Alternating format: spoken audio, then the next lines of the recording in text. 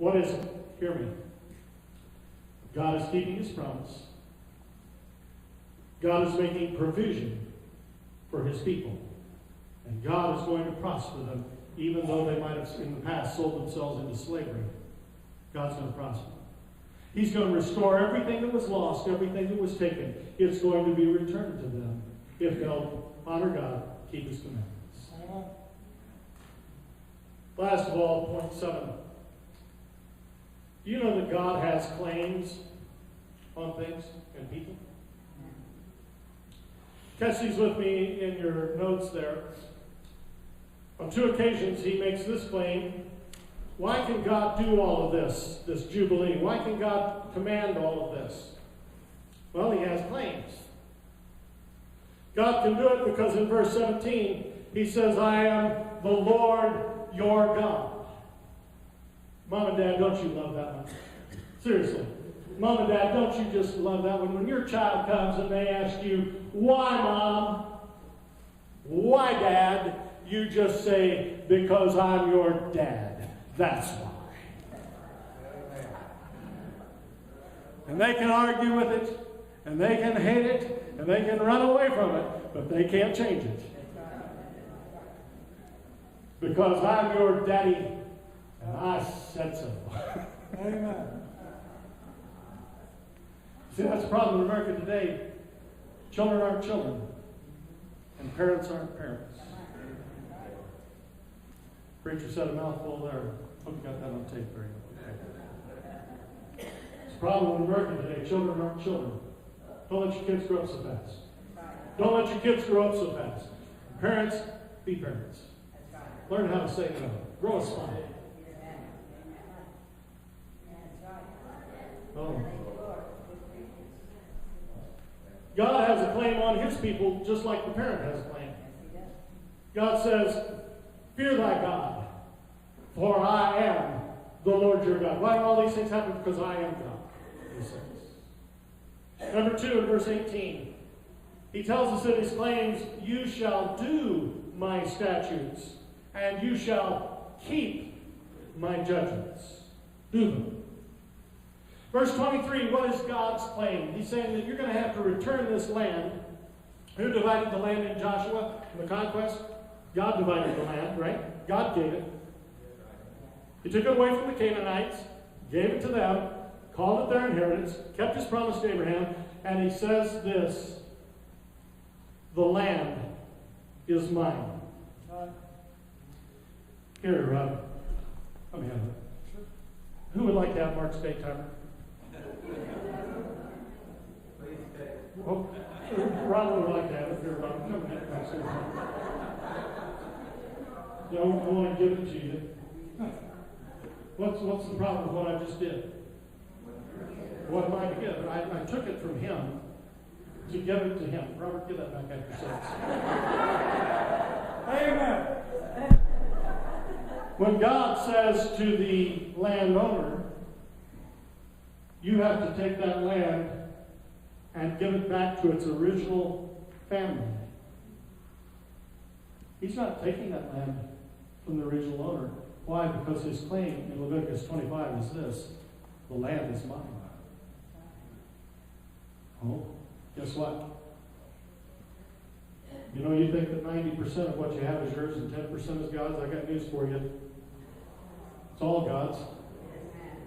It's all the cattle, all the land, all the wealth, everything I possess.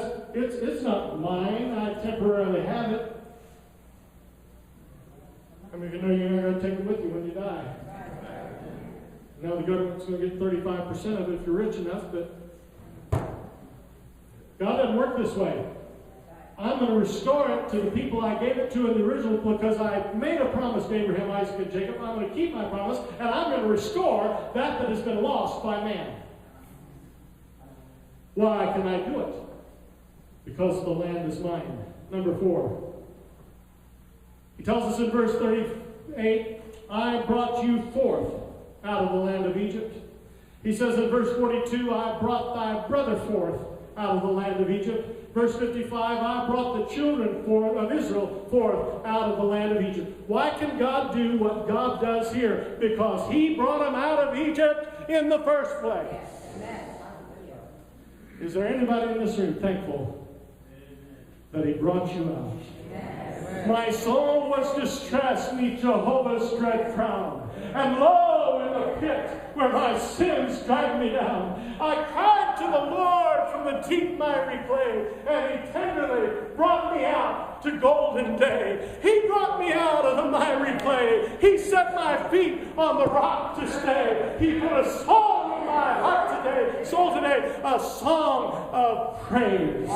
Hallelujah. Give Him praise, He brought you out. Give Him praise, He brought you out. Give Him thanks, He brought you out.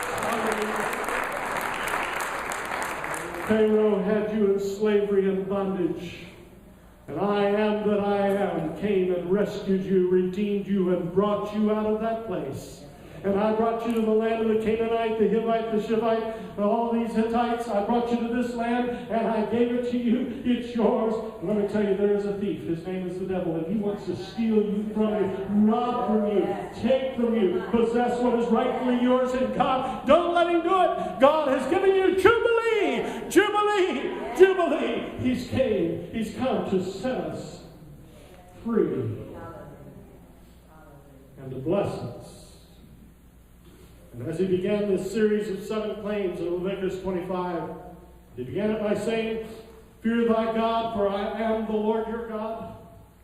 He ends his 7th claim in verse 55 by saying, I am the Lord thy God. He is Lord. He is Lord. Stand with me. He has risen from the dead, and He is Lord. Every knee shall bow, every tongue confess that Jesus Christ is Lord. Key of F, please. You're my Lord. You're my Lord. You're my Lord. You are risen from the dead, and you're my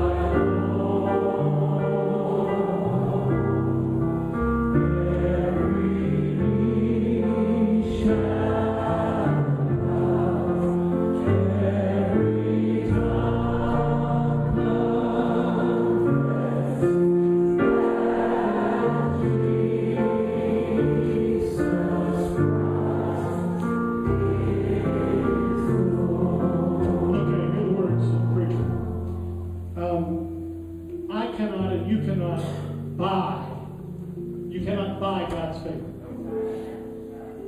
I can't earn it. I can't deserve it. I know God keeps doing this year after year after year, restoring and giving more than I would give to Him. But it isn't a matter of me earning or deserving or buying God's favor. It doesn't work that way. I said it doesn't work that way. And any TV preacher that tells you it works that way, he's a liar. But I love Him. And He has been so good to me, to us. He has saved our lives.